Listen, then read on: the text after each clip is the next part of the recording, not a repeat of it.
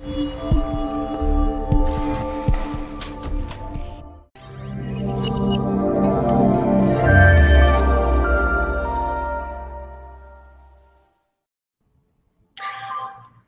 afternoon. My name is Vikram Rajan. Welcome to another episode of Why We Podcast.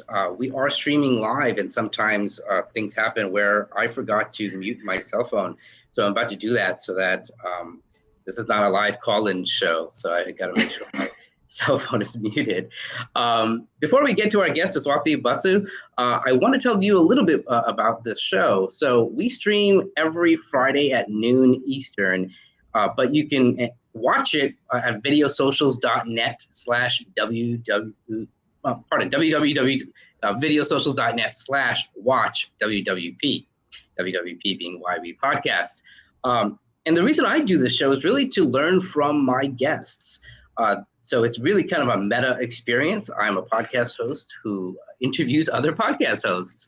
And this is going to be helpful for you if you are thinking about starting your own interview show or live stream or video show. You're going to learn from the trenches. This is not like a how-to. This is literally the experiences that our guests have had while starting their show, growing their show, the benefits their show has to their audience and how they know it's benefiting their audience, the benefits their shows have with their guests, how guests are able to use a podcast, maybe they get exposure and clients out of it, and likewise, how their podcasts and live streams help themselves as hosts. Why did they start it in the first place?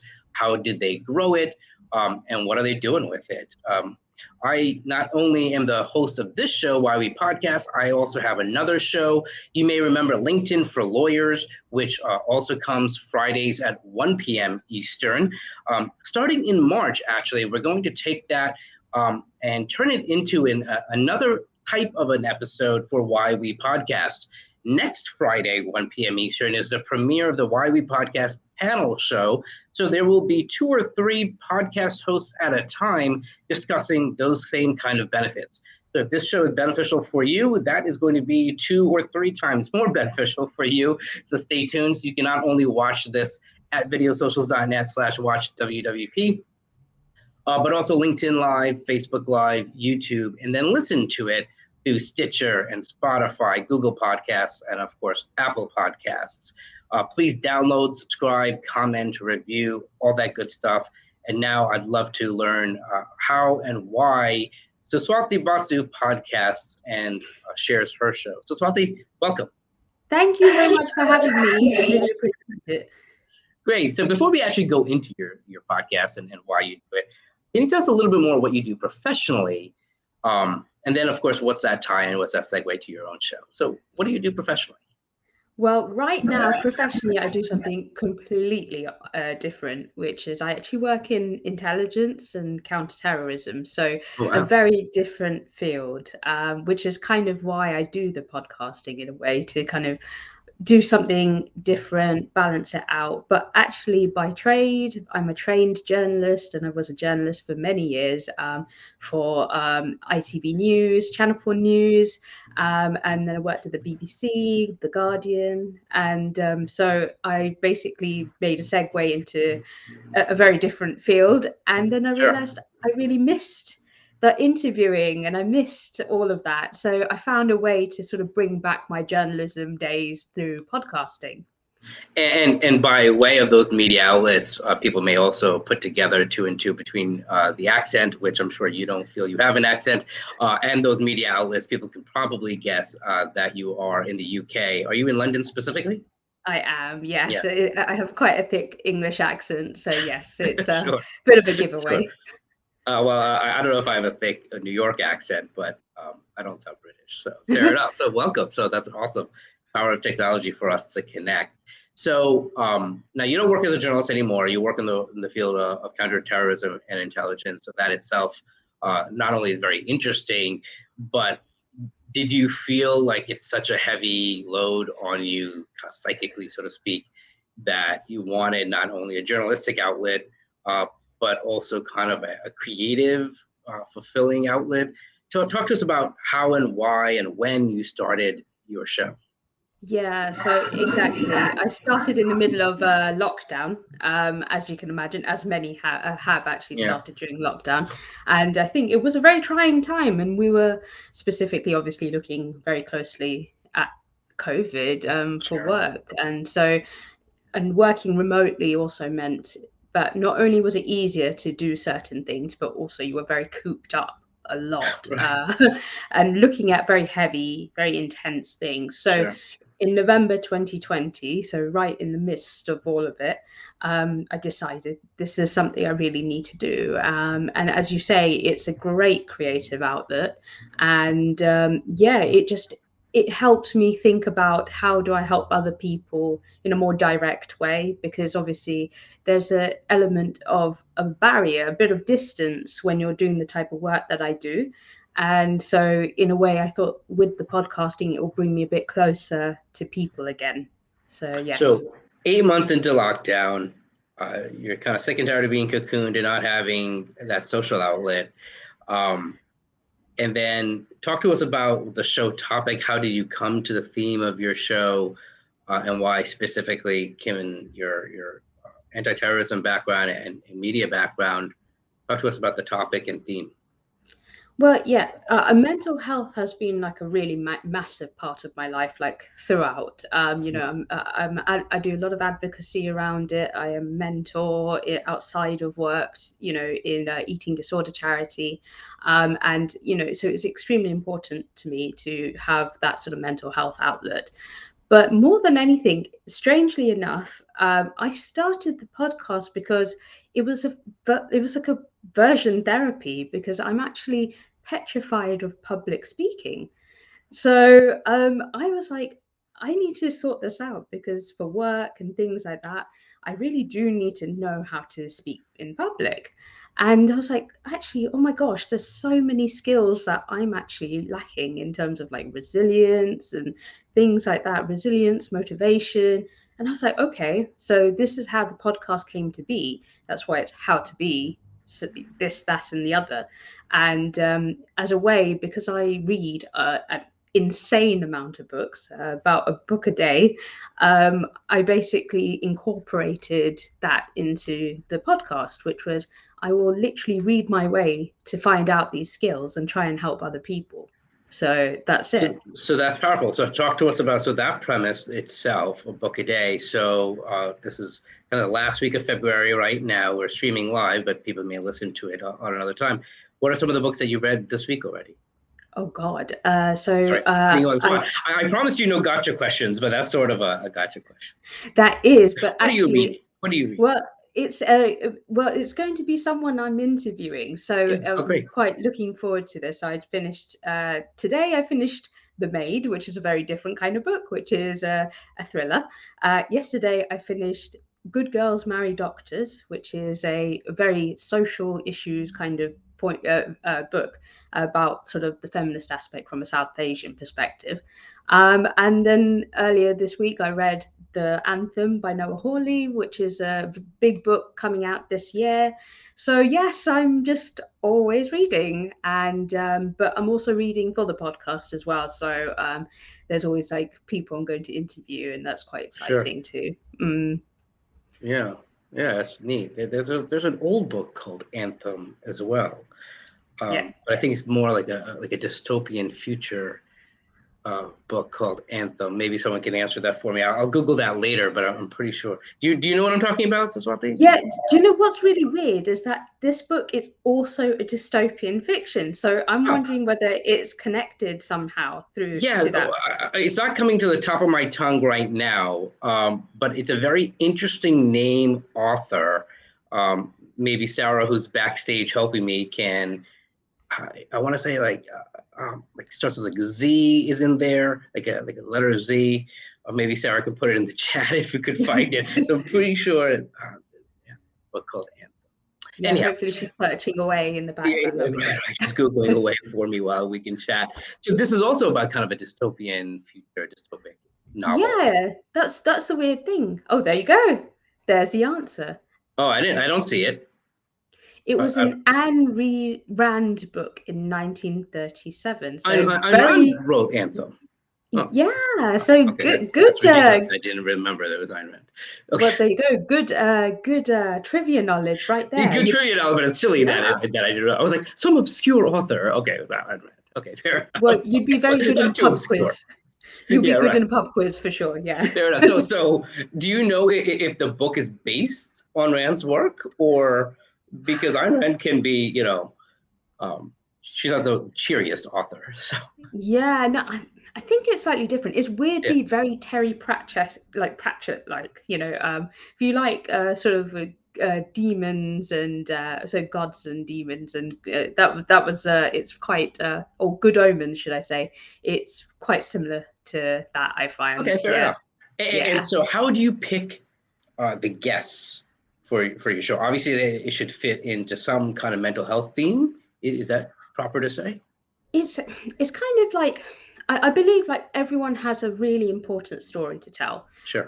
So even memoirs and things like that are very important. So for example, we had a fantastic woman last season, which was Bobby Conn, who lives in the Appalachian sort of area, the Appalachian Mountains, and she talks about intergenerational trauma in her book and the opioid crisis and how it ravaged her family. Sure. And that kind of information is actually really important. Not only is intergenerational trauma like quite widespread as well, but also we don't know much about the opioid crisis from the UK perspective. So it was like awareness building in a way as well. So it's so it kind of tackles a lot of subjects in different ways. So Sure. it's quite it's like non-fiction mostly. So and that way you can branch into lots of different subjects as a way.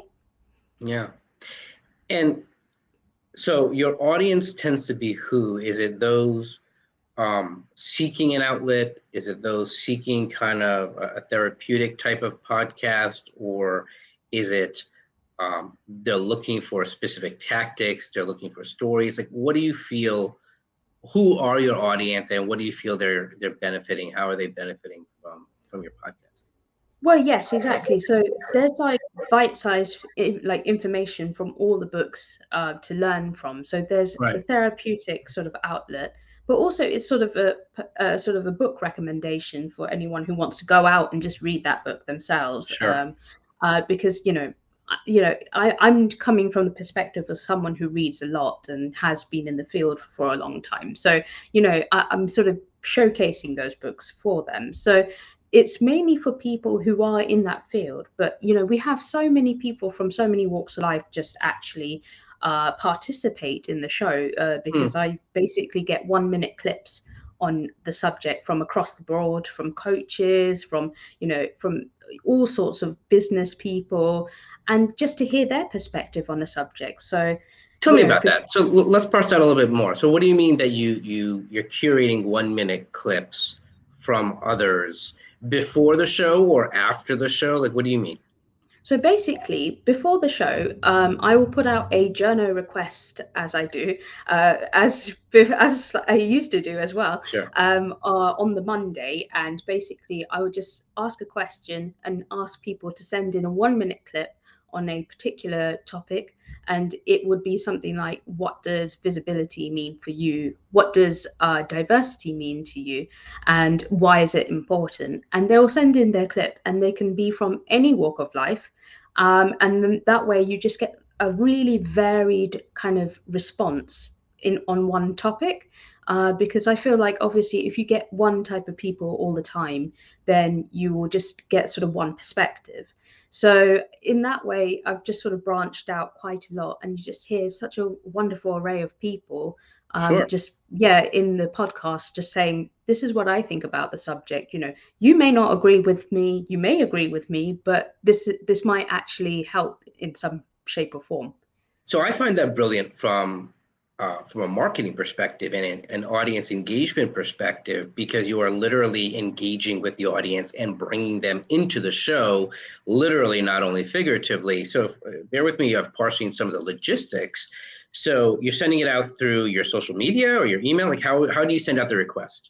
Yeah, exactly. Twitter is just an absolute legend for for these so you kind tweet of it out that this is the kind of the question of is it of the week, or the kind of question, And you're asking for people to do audio and or video clips, or just audio clips? Audio. So, and suddenly I would just get audio through WhatsApp. I would get them sent through email, and all I have to do is collate them. They give me a very short bio, and that's it. So I'm showcasing their business as well, on the website and on the podcast. So it's like a reciprocal sort of relationship that I build. I love it.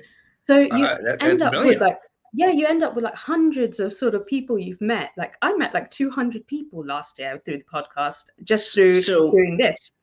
So then, so first of all, it's awesome that you're involving your audience. You immediately see that they're engaged even before the show, and now, of course, they're part of the show. People always look for their face in the crowd, in a crowded photo. So people are listening for their clip, so to speak. So that's wonderful to literally have them as active listeners. But then there's the, forgive me, the annoying part. While these are, important subjects, and I don't want to belittle and be insensitive to the substance of what they're saying, but the process of going through, let's say, hundreds of clips. Typically, how many do you get? Are you getting literally 100 or hundreds or dozens or? Thankfully, no. Okay. I end up with like maybe 4 or 5 clips per week, which is perfect. But how many responses do you get? Yeah, no, around that as well. Oh, okay. Which is perfect. Yeah, okay. So it's manageable. So it's not like you're like having to listen to hundreds of clips, which, not all of them are going to be wonderful, with all due respect with what they're going through. And so are you able to use it as, so 4 or 5 is pretty manageable. So thus you're probably able to use all 4 or 5, right? If each are about a minute, that's about 5 minutes of kind of, listener input.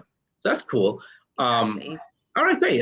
That's really brilliant. I like that idea, and that kind of gives a nice, clever way. And again, from a marketing standpoint, from a promotion standpoint, a listener engagement standpoint, it's great. It also answers that question: are people listening and people taking part in the show? And they are. So that's excellent. Has anyone given any response or feedback after the show, like showcasing what they're able to benefit from the author or from what you have to say? Yeah, it's wonderful. Like all these people have actually reviewed and sent reviews in and things like that, which is really kind, because it just sort of gives you an idea of where you are in terms of how you're doing this. And they've all said that it's been very beneficial and that it's been a really good way to look at a subject, because it's short. I don't do very long podcast episodes. So how long are your shows? 30 minutes max. Okay, likewise. Okay, good. Yeah. So, you're going through several books within 30 minutes and getting all the information you need from them. So, and then hearing from the authors themselves. So, sure. So, do you bring on multiple authors on a show? Usually one author per subject. So usually, because that way I use my YouTube channel to showcase those full interviews with those authors, which could be like an hour long. And I just use a part of that interview in the actual podcast episode. And so you're just building a channel on top of that. Sure. So you do one-on-one interviews with the author, which would be about an hour. You distill a segment of it. And then do you use multiple interviews segments in one show? Yes, exactly. Cool. So, and are you doing the technical production of the audio? You're smiling, so the answer is yes. And is that because you have that media background where you have to, where every second and to say minute is kind of overarching. It's really every second counts, right? When it comes to media, so you're primed for that. I would say I have a basic knowledge. I wouldn't say like I'm an expert, but but obviously good enough to be doing it. Now 18 months almost, right? So I'm like, the thing is, because obviously, as you said, like in the media, you had to video edit and things like that. So I have sort of a basic knowledge of how to do it. So, obviously, there are audio editors out there who are just amazing and 100 times better than I am. But I do what I can. And you get the job done. Good for you. Get the job done, exactly. And so that's the benefit to the audience, right? They're engaged. Obviously, they have serious issues, right? This isn't, a silly show. So by no means do I want to make light of it. So they are engaged in a proper way.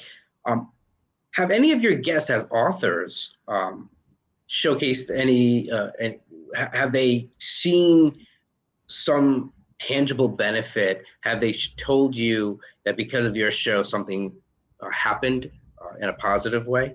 Where are they selling their book through your show, or do they have any others speaking engagements, etc., because of your show?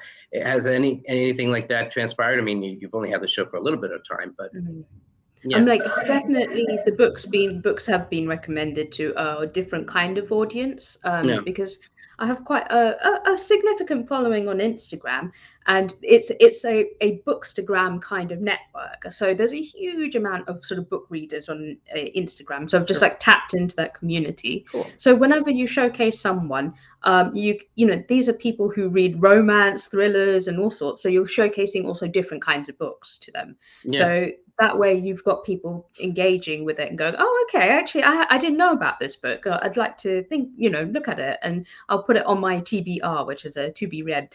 TBR. And so, yeah, and I think more than anything, a lot of these people have become my friends, and I think that's been really quite a very rewarding part of it. So, yeah, I think so too.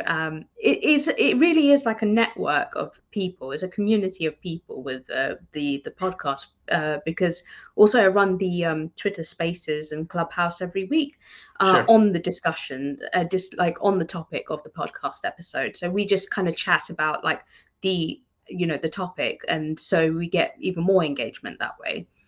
So if we can back up and even parse that out a little, so there's a lot of moving parts here. So can you walk us through like how a week is for you with all this, and how much time you're putting into it? So if maybe you don't want to recall it. So, but I'm going to put you on the spot for that. So because every episode has multiple author interviews. So how many interviews are you doing in a day-to-day basis, do you think? So basically, okay, so last year I was doing the insane amount of doing one a week, and it was a lot of work because I was reading like 3 or 4 books just for the podcast episode. So that was a lot. So I'd reduced down to the second season every 2 weeks, which gives me much more time in terms of just to read the book, also just interview the author, which is usually just one author maybe every week. And it just gives me a little bit more time and flexibility with it. And so yeah, it's been a much more manageable process the second time round. So yeah. Okay, good. Because I wouldn't want to scare people who are getting into this world of podcasts and video shows, etc., where this sounds like an overwhelming amount of work, but it doesn't need to be, right? You've been able to kind of make it a habit systematically, and then B, you basically made it as a bi-weekly show, essentially buying yourself time to do the interviews, kind of slice and dice, bring in the audience input, and kind of mash it together, to use that phrase, edit it together for the show.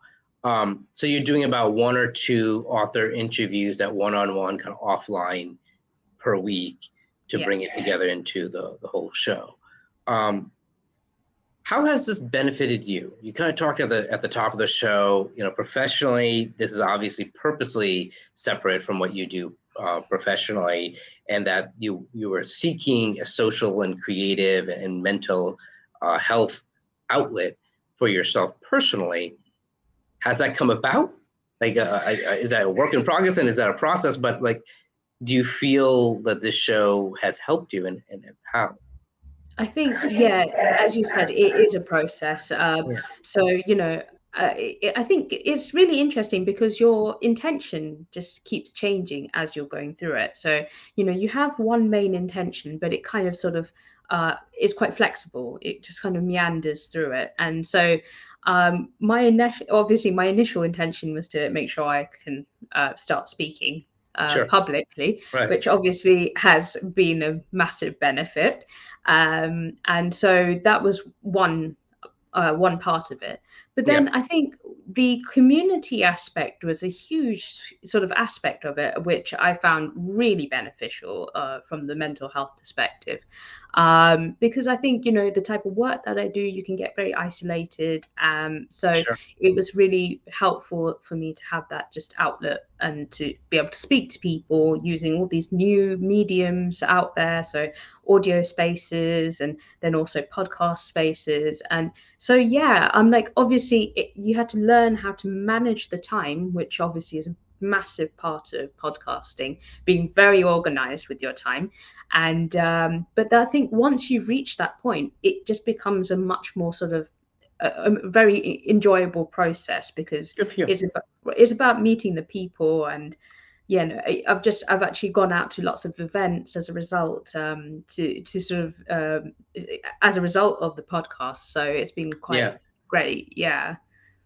And what kind of events and under what auspices, like as kind of representing the media through your podcast, or what do you mean by events? Yeah, in a way, yes, because basically, obviously, I have my journalism background anyways, Right, but when I showcased a number of people from a specific PR company, Sure. they sent in their 1-minute clips. I'd showcased their work. So they asked me to be a panel judge on a sort of a pitching event. So I went up to the north of England and went and was a judge. And, and then I met all these wonderful women as a result. And it's great. And then I've also been part of the Albright platform, which is a women's entrepreneurial platform online. And I've met loads of people through this. It's just wonderful, like just to be able to go and have a coffee with someone. It's really been quite a lovely sort of journey, I think. Oh, that's great. Yeah. And the reason I asked that is because one of the participants yesterday at our show host networking event that we're doing again on March 31st, which I'll talk about later, he had mentioned that I think he also has a media background, and that now he goes to conferences and gets invited to conferences using his press pass as a podcaster.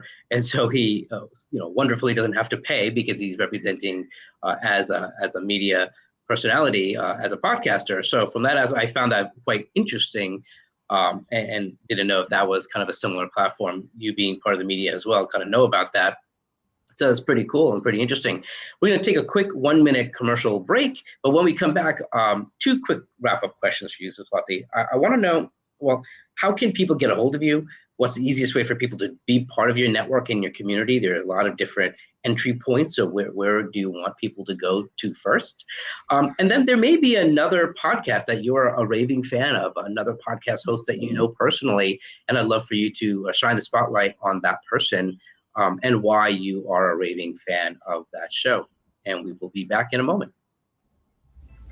Do you want your own podcast like this one? My team will do all the grunt work for you. Just show up, smile, and enjoy talking to your potential clients and referral relationships. Go to videosocials.net/govip to watch our 9-minute webinar for all the details. Are you a busy lawyer, coach, consultant like me? You should have a podcast done for you to get you more clients, impress your colleagues, and it becomes your perpetual referrals flywheel. We find you the right guests. We schedule your guests, handle all the podcast tech, get you into Apple Podcasts, Google Podcasts, YouTube, LinkedIn, Facebook, Instagram, and more. Done for you. Go to videosocials.net/govip to watch our 9-minute webinar for all the details.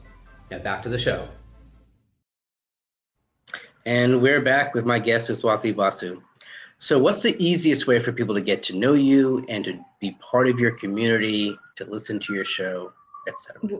Well, the main point is the website, which is www.howtobe247.com. It hosts everything, so all the actual podcast. Also, I put out lots of sort of blog articles about book recommendations, especially for topical subjects that we're sort of going through, anyways. But then on my socials, I'm at howtobe247 on Instagram, Facebook, Twitter. And so basically anyone can just reach me from any of these areas. I'm quite active on them. So, please do reach out. Good. That's an easy way. When they go to your website, is there any way for them to put in their email address and stay updated with all the content and future episodes? Yeah, so you can subscribe to the website as well. So yeah, definitely. Okay. There's a way for them to, and of course, there's no real way of necessarily working with you, right? It's kind of, you don't want to be working with you, I guess, professionally, right? So it's you're up to no good if you get a call professionally from you. So, nevertheless, so this is great. This has been fantastic. Is there? Are you a fan of other people's podcasts? Are you a podcast junkie like I am? Oh God, yeah, so many. I'm just, there's just so many fabulous podcasters out there, and I created a small network of people who are in sort of similar podcasting field of mental health, and cool. yeah, and so we basically, kind of share ideas with each other, and it's really, really great to sort of get that sort of support and feedback from one another. Absolutely. Yeah, for sure. And because sometimes you have those days where you're like, am I doing the right thing and things like that, and they're right there just to say, oh, nice. Here. How did you meet them? How did you stumble upon each other? I created the group through Instagram. Yeah. So basically I just sort of trawled through different kind of mental health podcasts, and I was like, hey, do you want to stay in touch? And so you just create small groups of like 10 podcasters at a time, and just kind of and have those chats. So it's are nice. There one or two that you're a fan of their show, that you're an avid listener, that you want to spotlight and kind of mention who they are? Well, yeah, Kate Hanley I have to mention because she's brilliant. She's an author as well, and she wrote the book How to Be a Better Person, and her book is actually the same name as her podcast. And what she does, which I think is still remarkable, is that she releases an episode every single day. I was like, how do you do this? And she said, I'm not a perfectionist about it. And I was like, oh my God, I would freak out if I wasn't like properly editing and properly doing this. And she said, that's the point. So she said, I don't think about, all of that. It's about releasing that into the world. And I was like, I really appreciate that. So she just covers such a range of wonderful topics, and I really sort of enjoy that. And then obviously I actually, Sarah Troy, who's a veteran of video socials as well. Yeah. I love her channel, which I think is just incredible that she's been running it for so long. Self-Discovery Network, which is a fabulous place to discover as well. And then Lisbeth, so You with Lisbeth is a really interesting podcast because she herself, the host, has had such an interesting experience and a harrowing experience that you just want to hear about how she talks to other people. It's fantastic.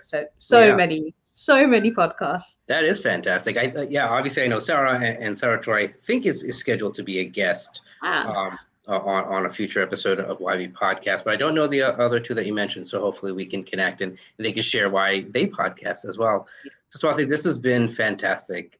Thank you so much for sharing your time, for sharing your insights, and sharing why you podcast. And I'm hoping that we stay connected, and that you come, about the March 31st event now.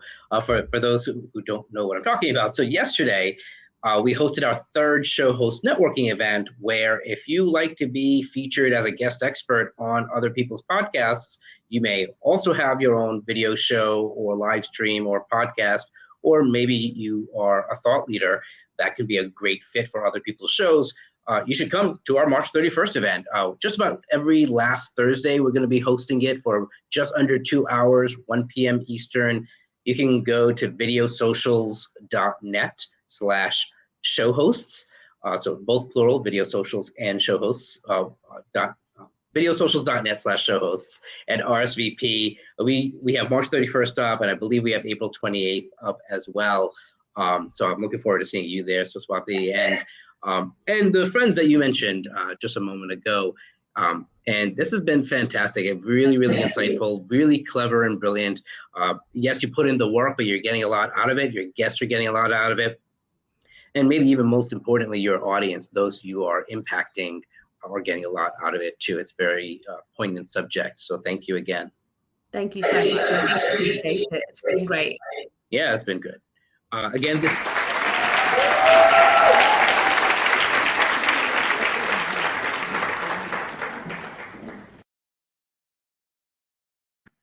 Hello. Hey, how you doing? So Sarah ended it.